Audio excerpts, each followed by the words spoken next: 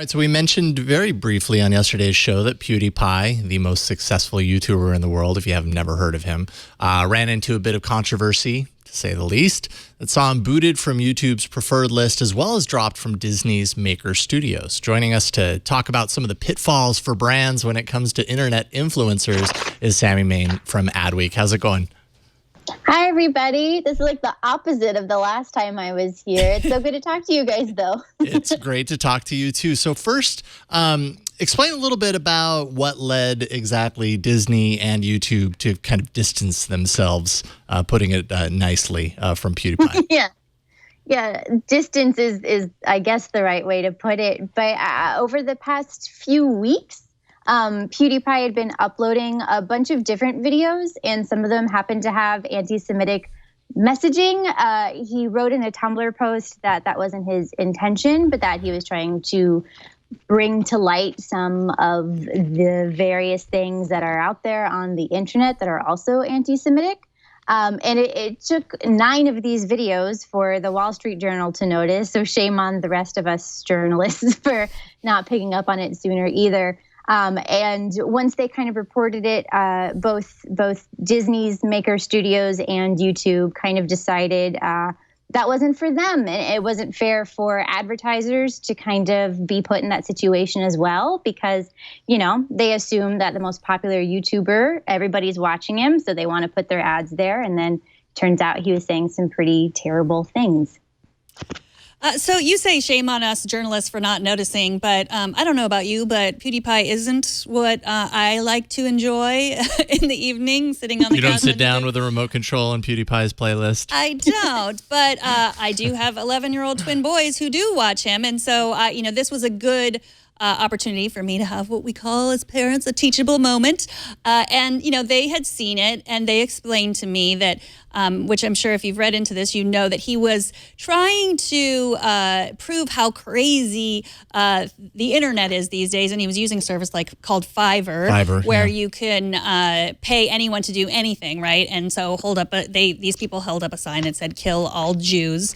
And he thought that was funny, and that's not funny. But I guess my point is, it made me question, what does an influencer mean? Because it's just, you think about, there were so many views, and I heard a lot of people saying, who are all those people that saw that and didn't say anything? And I mean, those people, a lot of them were children. And so do you think there's the question of ads and brands, but also the idea that there's no rating system really on YouTube? Is that something that brands, do you think, will demand? I think this is almost also, it's kind of with all of those subscribers, how many of them are paying that much attention, and there's no editor. There's no editor of YouTube. Anybody can upload anything, and as long as it's not, nudity or something that's very quickly, easily flaggable, it'll pretty much stay up unless it does violate some of their contingencies and rules. So it kind of goes into maybe paying more attention to what, in your case or in other people's cases, if your kids are online, paying attention to what they're seeing and being able to catch it as soon as possible. I think maybe people should be paying more attention to these popular YouTubers, and maybe if YouTube had caught on, or if they had a problem before other people had a problem, then maybe they could have led by example. As it is, they did kind of take away future opportunities from him, as well as, Disney's Maker Studios, which is going through its own changes as well, did kind of drop him from their roster. I think it's weird, like you pointed out, kind of so many different kinds of people can be influencers now. Maybe you follow somebody on Snapchat and you think they're so funny, or maybe you really like their Instagram posts because they're so artsy. It's very easy to be persuaded by what they think. And so I'm glad we were able to kind of catch this before it got too far. Like you said, it wasn't a very good joke. If he was trying to make a joke, it wasn't a good example. As somebody with that many subscribers should know better. And so it's kind of on all of us to make sure that they are doing the right thing, and that there's something to say about freedom of speech, but that was maybe taking it too far, or taking advantage of 53 million subscribers a little too much. Yeah, it's really hard to say in that regard, because I completely agree with you. At the same time, PewDiePie's entire career is based on pushing boundaries and being controversial. And he's, this is by no means the very first time that he's said very out there things that are offensive to a lot of people. And I think a large part of his fan base following, and kind of what you were alluding to, is possibly this is because many of them are young, are children. A large part of that fan base, that's what they appreciate about him, is that he's willing to make these very controversial jokes, and they understand, or at least they claim to understand, that he is not inherently a racist person necessarily because of these jokes.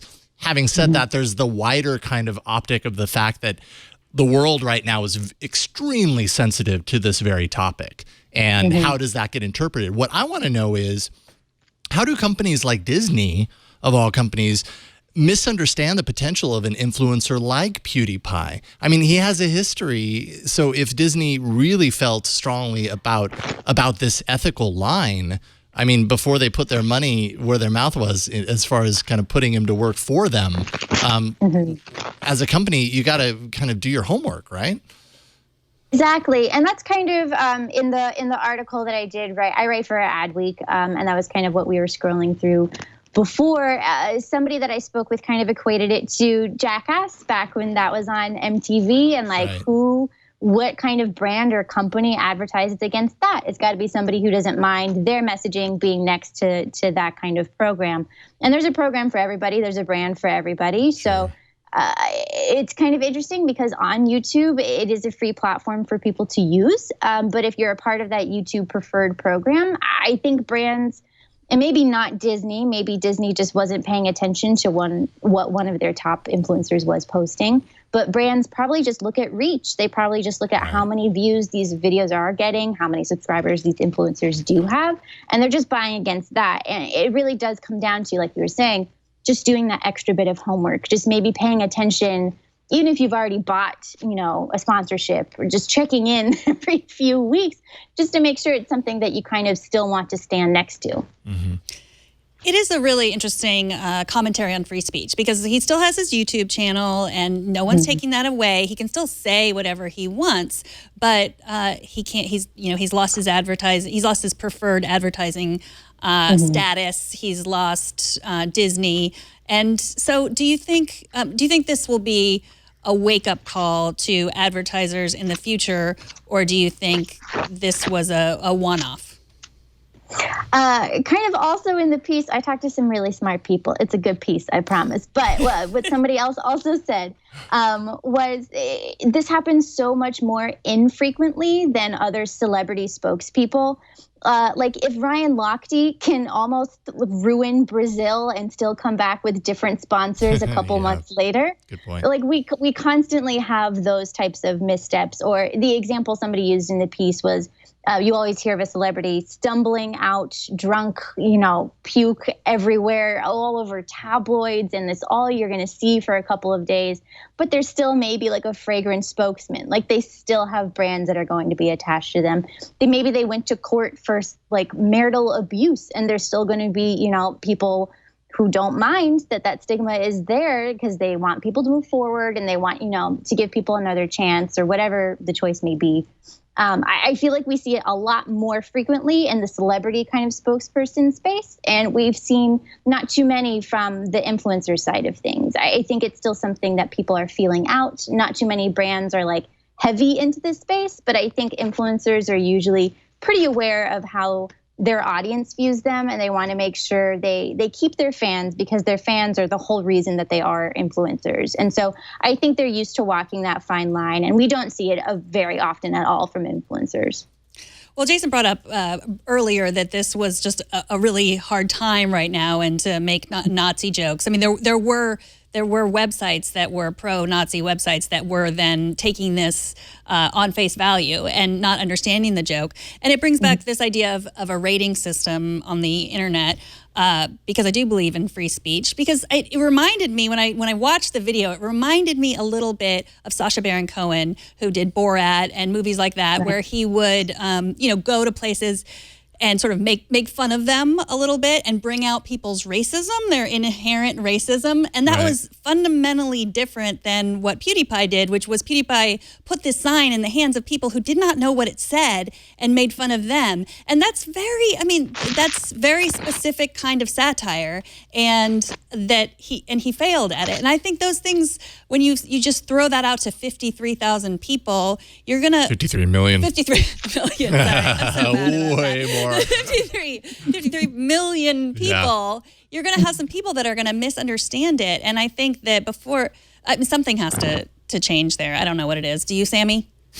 If I knew, if only I had all the answers, it never would have been a problem.